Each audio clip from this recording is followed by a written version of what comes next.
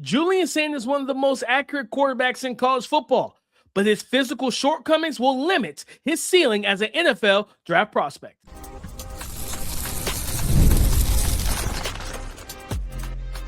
You are Locked On NFL Draft, your daily podcast covering the NFL Draft. Part of the Locked On Podcast Network, your team every day.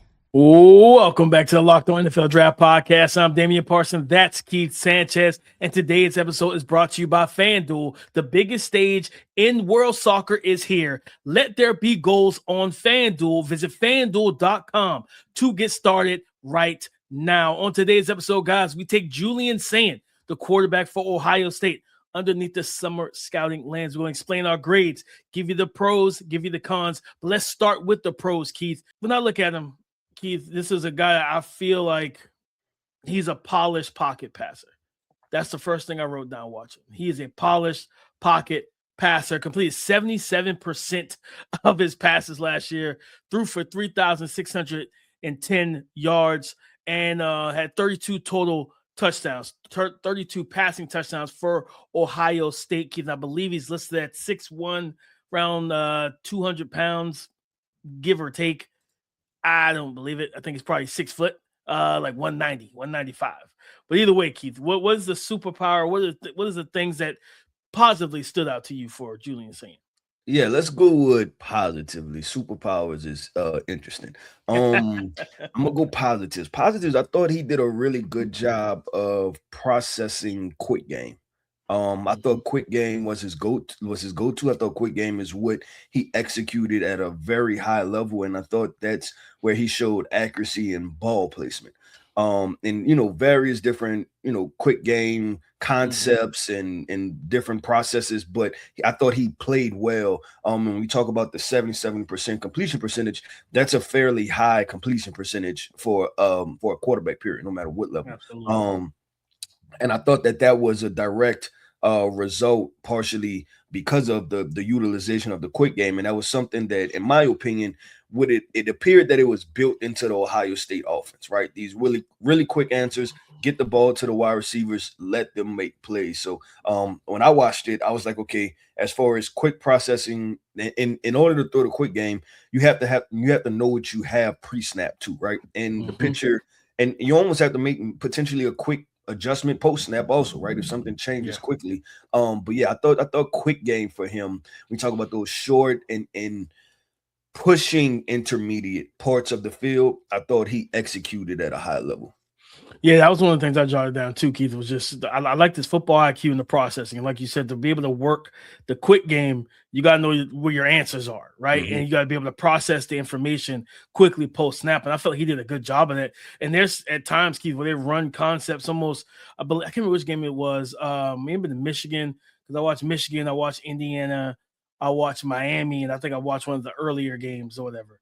And one of the things that stood out to me was that he gets to his check down with good efficiency and timing. Like we've seen quarterbacks that just hold the ball. The check down's wide open. Then by the time they throw it, check down's not open anymore. You know what I mean? Like, but he did a good job of, reading post snap, getting to the 1, to the 2, and say, you know what? And then you got, I think it's Bo Jackson Jr. or whatever the kid's name is, Jackson, the running back. He's out the backfield in the flats alone. And he was able to maximize those opportunities and getting the ball there, right? Of course, that connection with him and Jeremiah Smith and that accuracy to, especially on the outside, back shoulder fades, things like that. And just I think we've used this phrase a lot, giving these guys a chance. Like whether it's Carnell Tate, whether it's between those two, Carnell Tate and Jeremiah Smith, he trusts his playmakers. He trusts his big boys on the outside, and he's going to make throws, right? So I felt like that this was a quarterback that played with the right processing, the quickness, the processing quickness, but the football IQ as well. And the polished pocket passes part I wanted to talk about, Keith, was he climbs the pocket vertically. Like I love to see quarterback because that's almost a lost art of playing quarterback nowadays, is everybody wants to spin out the back door and get outside the pocket and, create out of structure. But he does a good job when he's protected. He'll slide and climb up in the pocket and deliver the football. He's got that kind of point guard-esque playing style where it's like, hey, I know how to distribute it well. Long as I see it and you can protect me, I can get the ball out efficiently. That's why you see a 77% completion percentage. That's why, I think it was some of the old crew from PFF like had him like they will pound the table for him like, hey, on social media, like, hey, he's the most accurate quarterback in college football. And I'm like, some of that's due to situation and scenario and placement of where you were playing. But he does have, that's where he wins, is with accuracy and with ball placement overall. That's his main. So if you were to say superpower A trait, that's what he has to hang his hat on, is that processing converting with that accuracy and ball placement, Keith. Yeah, how did you feel with his pre-snap to post-snap processing, or like if you viewed the picture change, right? Just because the different talents and different teams and stuff like that. So how did you view that portion of it? I think it was I don't want to say incomplete. It was hit or miss. And I think I put some of that to first year starter. You know what I mean? Like they had a cupcake schedule for majority of the season outside of Texas week 1, and then that last 3 or 4 games, it was like Michigan, Indiana, Miami. It was like, you're playing against equal competition, which I'll talk about in the next segment a little bit of what concerns me when it pertains to Julian Sayin. But I think it was incomplete. You see moments where, hey, the processing post snap is there, right? Like the picture change, he identifies it quickly. Then in some of those other games, it's just like you're a tick late. Like, and you didn't see it, they confused you, things like that. Then you see him hold the ball. Matter of fact, there was a play, I think, against Michigan, if I'm not mistaken, and he had Brandon Ennis out the slot up the seam, and I was like, rip the throw. No, it was Indiana. Matter of fact, it was Indiana. It was in the Big Ten championship game, and I was like, throw the seam, and he looked right at Brandon Ennis, but he was confused based on, I think it was post the interception. Maybe he threw a pick. I think it was Lewis Moore or whichever one of the Mari Farrell, one of the safeties rolled down, jumped the route, and picked him off. I think it was after that, and he felt a little like he was confused about what he was seeing. So he came off that read, and then he realized nobody's open, and I think he tried to scramble, and he threw the ball away. But I'm like, Brandon Ennis is waving his hand, like, bro, throw the ball.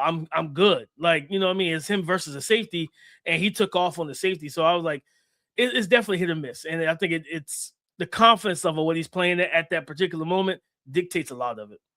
Yeah, no, I agree. Like you said, we'll get into some more of it next segment. I just thought that, like I said in the previous time we speaking, that in order for him to execute, right, like he had to be a high IQ player, and that's what you hit on, right? Like just the pre-snap, post-snap stuff. And I thought and going into that and executing, I thought he had a fairly quick release in those moments too, like just getting the ball out. He's pretty technically sound as a passer overall. Flick of the wrist, and then also the last thing I'll say as far as with him, going through his progressions, under pressure. He's not a guy that you have to tell to take the check down, because he will take it. I thought there were multiple times where he understood what a running back was going to be, and just quickly got it out at the, not quickly, but got it out at the last second or something like that. If he felt pressure came, he knows what a check down is, and he doesn't mind taking it, which helped him, I feel like, throughout the season to be able to not be able to be the person that caused the turnovers, right? It's been like early on in the season. I'm about to say, Keith, I'll add on to that and explain to the listeners why that's so important for an NFL evaluation. Because in the NFL, you better get to that check down. Like, you know what I mean? Like if you go to a Kyle Shanahan, Sean McVay type of offense, if things are covered down the field, we've built in an answer underneath. Get to it, right? Like running a pro style. That's the key to running a pro style offense, is that it's not just 4 verticals all the time like you're playing Madden. It's like, hey, we got a high-low read built in, quickly identify whether or not the high or the low is open, and then we got a check down for you. And getting to the check down, I remember that was with Sam Darnold coming out, that was one of the biggest knocks on him, is that Sam never threw this check down at USC. Sam would just throw the ball in the double coverage and said, man, it was whatever. Like, it was like that was. It's like, Sam, you got to run it back in the flats, man. Like, hit check the right touchdown, baby. Run it back be wide open, Keith. And Sam he'll kind of glance over there, and you're right back his eyes back downfield and just rip it. I'm like, well, they're gonna have to coach that out of you in the NFL because you got to stop doing it. So that's why it's important, guys. Like getting to the check down is a real big thing in the NFL. Yep. I agree with DP. Let's do this, man. We've hinted at it twice already, right? We say we're going to talk about the concerns of Mr. Julian Sayin, the Ohio State quarterback, and we'll discuss those concerns coming up next. The biggest stage in world soccer is here, and every match feels like it has the potential for a memorable moment. One goal can completely change the energy of a game, shift momentum, and alter the outcome in an instant. That's what makes tournament soccer so exciting, from the opening whistle to the final kick. And now FanDuel is giving fans another reason to stay locked into every match with every goal pays. Bet on a match and get bonus bets for every goal scored in that match. More goals mean even more bonus bets. All you have to do is turn on your token. But you also can bet on other things besides that. Guys, you can get in on the early odds for the NFL draft for 2027 with the betting on the #1 overall pick. And the subject of today's episode, Julian Sayin, is a plus 1,400. So you can go ahead and make your way too early bets before the season gets started. From the opening whistle to the final kick, let there be goals on FanDuel. Visit FanDuel.com right now to get started. Before we break down the concerns for Julian Sayin, quarterback for Ohio State, get your daily dose of the Locked On NFL Draft podcast completely ad-free by joining the Everyday Club today. Start your 7-day free trial right now and get closer to your favorite NFL draft analyst, me and Keith, without the interruptions. Click the link in the show notes or go to lockedonnfldraft.supercast.com to claim your free trial. Concerns, Keith. The concerns for Julian Sayin. Oh, man. Well, Keith, let's start the backstretch of the season. Like I said, they had a very cupcake-like schedule, right? And by the time they got to Michigan, like he played solid against Michigan. He did have the interception early in that game where he stared down at Jeremiah Smith, did not come off the read. He just threw it. And the corner turns his head, was like, oh, I'll take that. Thank you. You know what I mean? But he played fairly better after that. Indiana, Miami. Right. And I'm just like, man, like it's not that against Indiana, he wasn't like turning the ball over 2-3 times and things like that. But what I saw was that, hey, when the protection breaks down and the pictures aren't perfect and everything, it's not sunshine and rainbows. Oh, there's a problem. Like there's some concerns of, can you operate at a high level? Like, what do you do under pressure? And that's why I saw a lot of the biggest issues for him. Where again, and not just that, but I'll combine it. It's the arm strength. It's the physical tools. I would probably classify him as average at best. That interception against Indiana, Keith, it wasn't just that the safety made just a great play. He was late. And when he's late, the ball, it's not enough juice behind it. And this wasn't no far hash sideline throw. This was pocket to maybe 10 yards in the middle of the field. But the ball took a minute to get there, and that safety just jumped right in front of your receiver and took the ball from him, right? But he was also late. So it's like, you're a guy that has to play on time. And so that's why, like, for me, it's just watching them, I'm like, okay, against equal competition, your play declined. You didn't dominate the games the way you did against Iowa or Penn State. Like Penn State, I think he was like surgical against Penn State. Like he was cooking against Penn State. But then you get against, Indiana and then Miami, and that pressure Miami gave him, oh, he didn't have an answer for that at all, right? Mm-hmm. So that was his first true real test, was the from Michigan to Indiana to Miami, and his play declined pretty much, I would say, probably each game to me, just kind of studying him on film. Yeah, I'll go with DP. I agree with that. And looking at it, I'm getting more detailed in the conversation of Julian Sayin. I thought that he lacked a game changer factor to him. And what I mean by that is the pressure from Miami, the pressure from Indiana. And it was, hey, maybe with the wide receivers and the offensive line, this is now a push, right? It's an equal matchup. And you as a quarterback, can you make a play, right? Whether that's with your legs, with your arms, something to that capacity. And I just didn't see that, DP. I seen the guy that appeared to be athletically overwhelmed. at the quarterback position at times, especially in the Miami game, with those two edge rushers they had with Ruben Bain and Akeem Messidor, right? Like when that pocket collapsed, it didn't fare out great.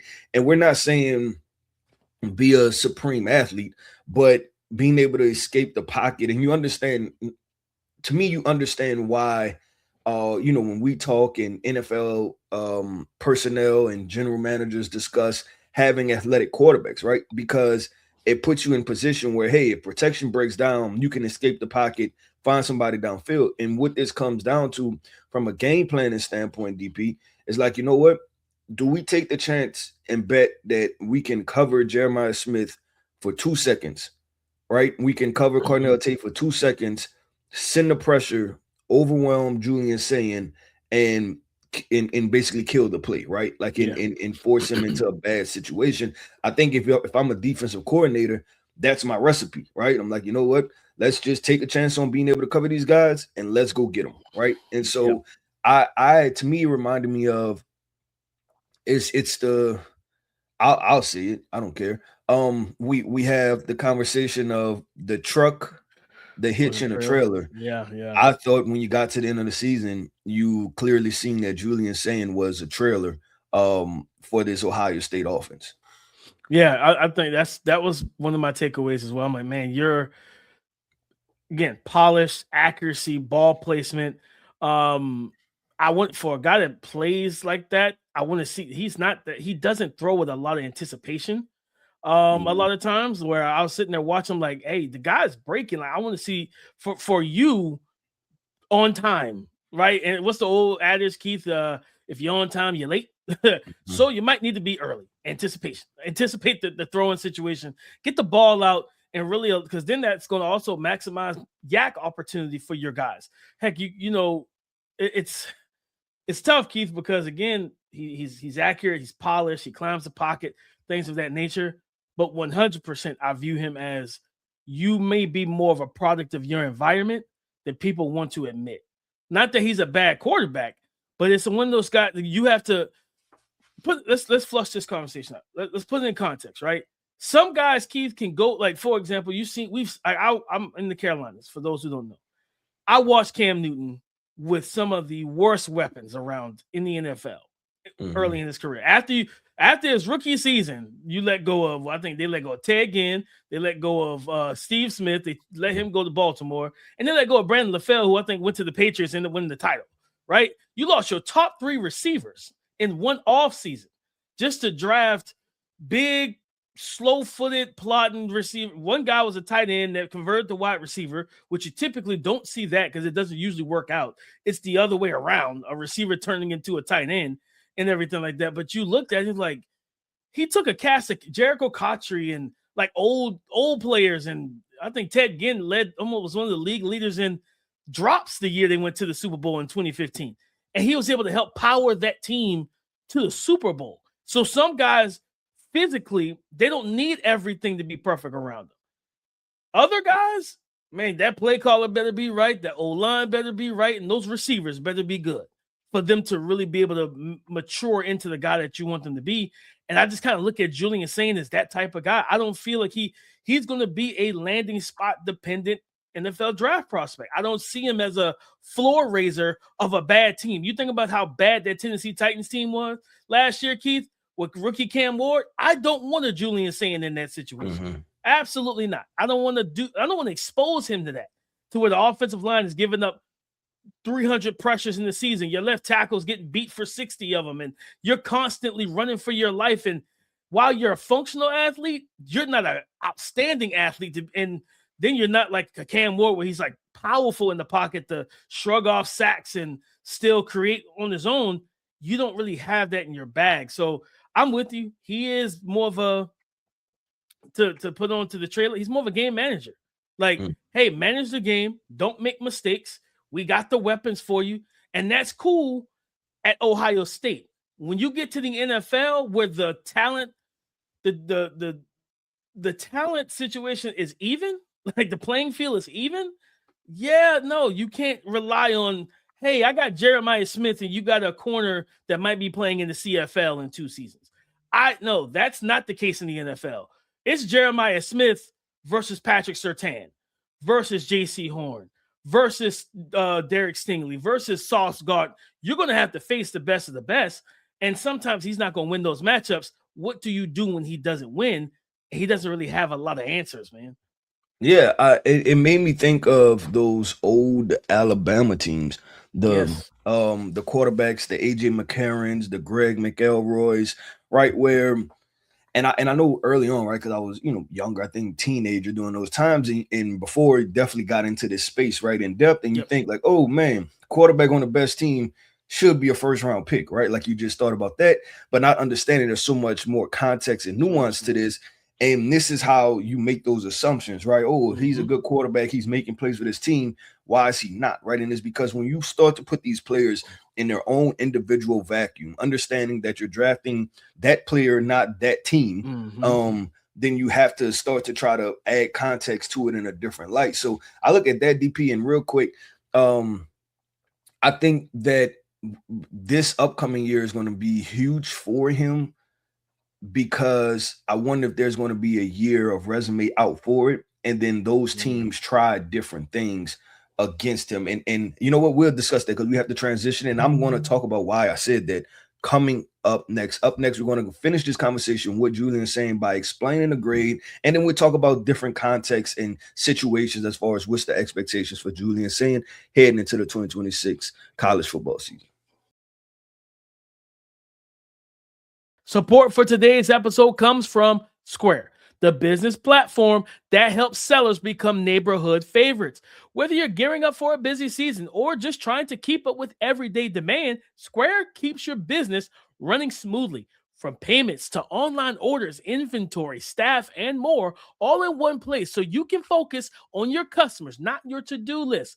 Square helps businesses simplify the day-to-day while still giving them room to grow.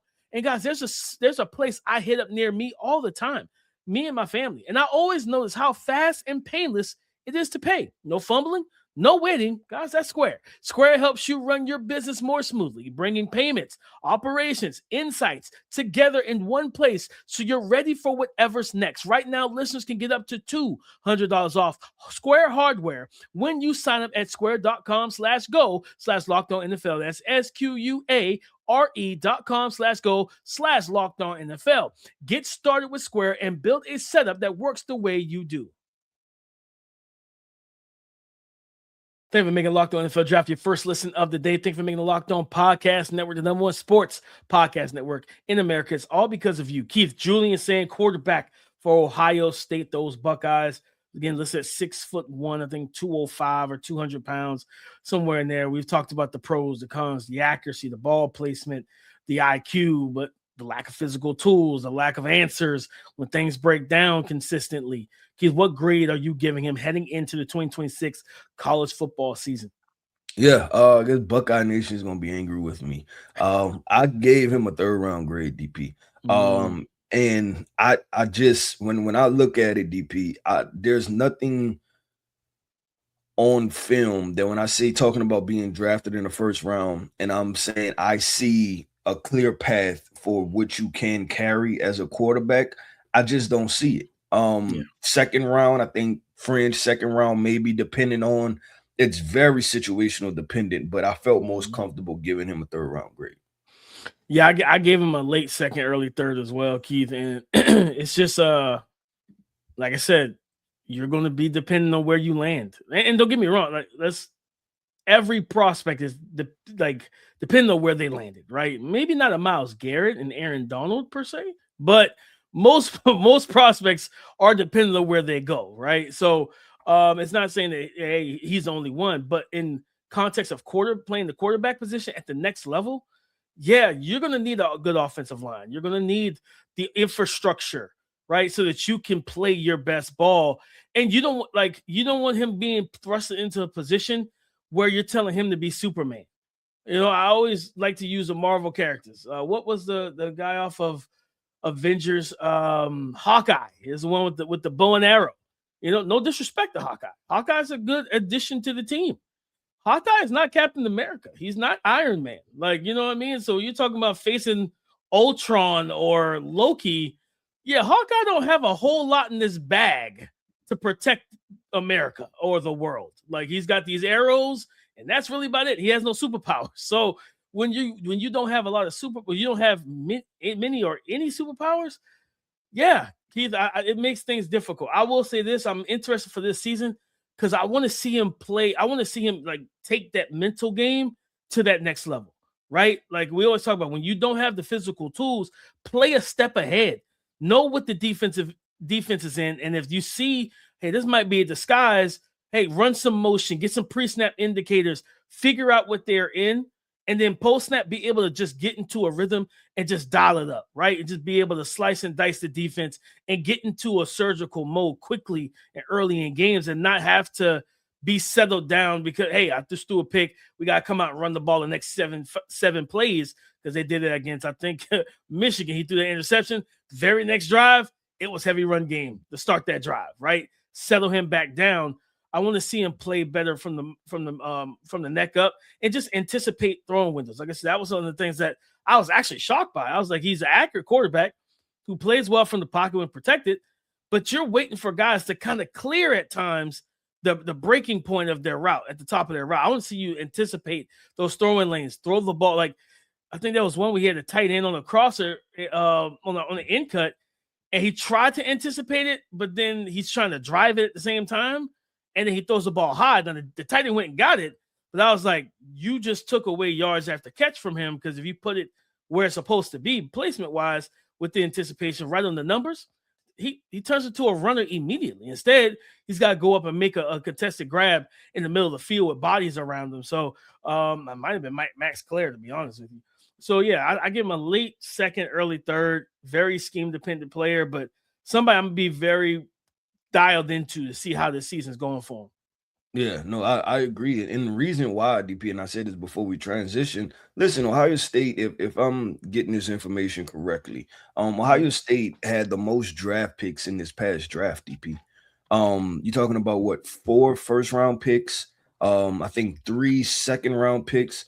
So a high concentration of talent, right? And we know Ohio State is not a rebuild, you have to reload. But there's still different calibers of talent when you talk about the supreme teams that you had from these premier programs. Like Alabama's had good teams for a very long time, but there are certain teams that stand out as like, man, that was 13, 14 draft picks. Like, you know, the 2019 LSU, right? Like that was 14, 15 draft picks, right? Like that was different. Like usually they have good teams. That was different. I think last year, DP, was one of those, that's a different team.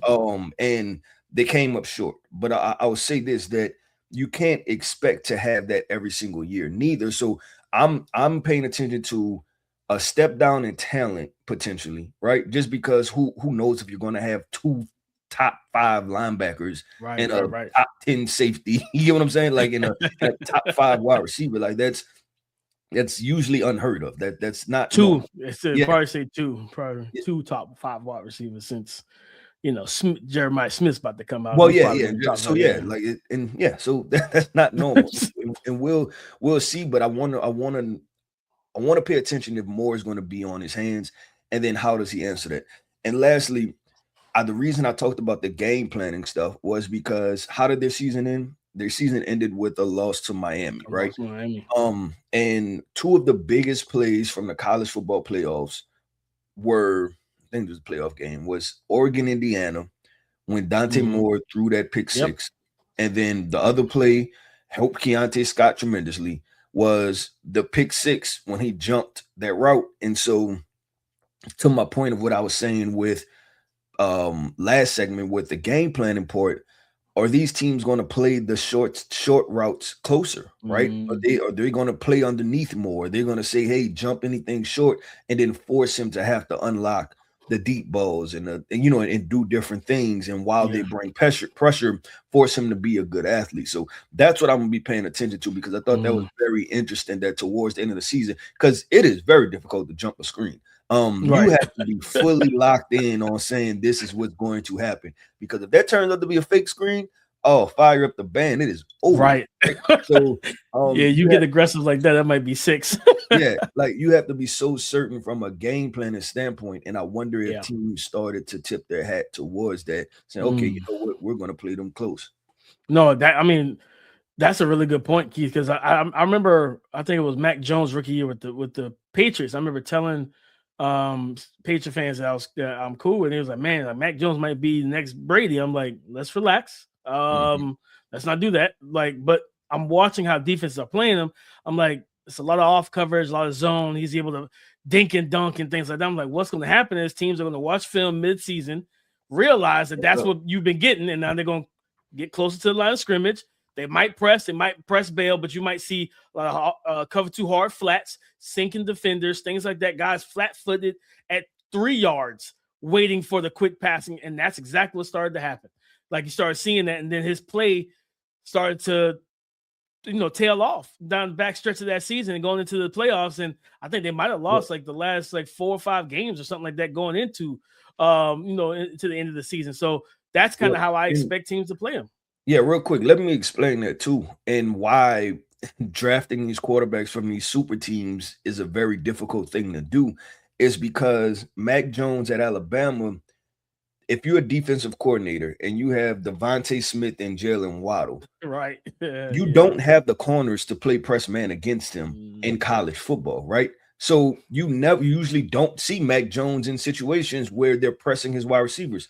Now, you take Mac Jones and you bring him to the NFL, he doesn't have Devontae Smith or Jalen Waddle. Defensive coordinators feel a lot more comfortable to press up against these wide receivers, right? And then now you have to see, what does Mac Jones look like when his wide receivers are in press coverage and he can't get rid of the football immediately. The short game isn't there, and now he has to drive the ball down the field as far as intermediate and deep balls. So that's how all of these things, and you have to, that's what I keep saying, you have to put these prospects in a vacuum, because you have to understand you're not drafting the team, because coaches are going to play them differently depending on, and that's why landing spots are so important. The biggest, I think some of the biggest misses, DP, potentially have been when you've taken quarterbacks on great teams, right? And then they went to the NFL and went to very bad spots, right? Because there's so much in between. You're drafting top 5, you're typically a bad team. Yeah, you're 100%. So, I mean, we've seen it with Tua Tagovailoa, right? Like, was playing not great football until he got Tyreek Hill and Jalen Waddle, right? Bryce Young, right? Yeah. Not playing great football until he got T-Mac and they drafted other weapons around him. So there's a lot of context to add to drafting quarterbacks, but also specifically when you watch these quarterbacks that are playing with really talented players in college, how does that transition to the NFL? But DP, that wraps up another episode, man, of the Locked On NFL Draft Podcast. I want to end this podcast off by saying shout out to our everydayers. Thank you for tapping in with us each and every single day. I am Keith Sanchez. You can find me on X at The Talent Code. That right there is my guy, my co-host, Mr. Damian Parson. You can find him on X at DP_NFL. And like we like to say, man, y'all come talk to us because we like to talk back. Go subscribe and follow for free on YouTube, wherever you listen to podcasts, to get the latest episode as soon as it is available. Coming up on tomorrow's show, Lenoris Sellers. In a potentially loaded quarterback class, he's the biggest X factor of them all. We're going to talk about him, his pros, cons, and explain our grade for him on tomorrow's show. So come and join the conversation again tomorrow on the Locked On Podcast Network, your team every day.